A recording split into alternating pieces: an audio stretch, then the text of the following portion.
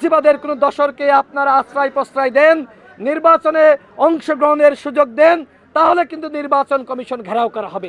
আগামী নির্বাচন ইতিহাসের সেরা নির্বাচন হতে হবে এবং সেই নির্বাচন শুধুমাত্র কথিত সেরা নির্বাচন, সুষ্ঠু নির্বাচন হলে হবে না। আগামী নির্বাচন হতে হবে ফ্যাসিবাদ মুক্ত নির্বাচন। কোনো ফ্যাসিবাদের দোসর আগামী নির্বাচনে অংশ নিতে পারবে না।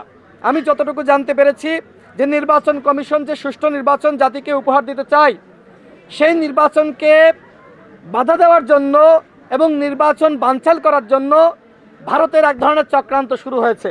স্বতন্ত্র লীগ নামে আওয়ামী লীগের পদধারী নেতারা আগামী নির্বাচনে অংশ নেওয়ার পায়তারা করছে।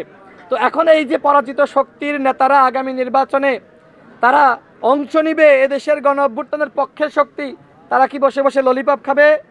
সুতরাং আগামী নির্বাচনে পরাজিত শক্তির কোনো নেতা, আওয়ামী লীগের পদধারী কোনো নেতা, ফ্যাসিবাদের কোনো দশর নির্বাচনে অংশ নিতে পারবে না। তাহলেই আগামী নির্বাচন হবে সুষ্ঠু নির্বাচন।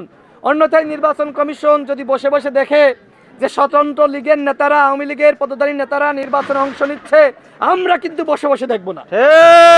দায়ভার নির্বাচন কমিশনকে নিতে হবে, দায়ভার সরকারকে নিতে হবে। আমরা চাই ফ্যাসিবাদ মুক্ত নির্বাচন। তফসিল আগামীকাল ঘোষণা করছেন, আমরা সাধুবাদ জানাচ্ছি। কিন্তু আমরা যদি দেখি ফ্যাসিবাদের কোনো দশরকে আপনারা আশ্রয় প্রশ্রয় দেন, নির্বাচনে অংশগ্রহণের সুযোগ দেন, তাহলে কিন্তু নির্বাচন কমিশন ঘেরাও করা হবে। তফসিল দিবেন সুষ্ঠু নির্বাচন করার জন্য, অবাধ নির্বাচন করার জন্য, একই সাথে ফ্যাসিবাদ মুক্ত নির্বাচন করার জন্য। আমি কিন্তু প্রধান নির্বাচন কমিশনারের সাথে আমি নিজে বৈঠক করেছি। আমি এই রিস্কগুলো, ঝুঁকিগুলো তাদেরকে জানিয়ে এসেছি।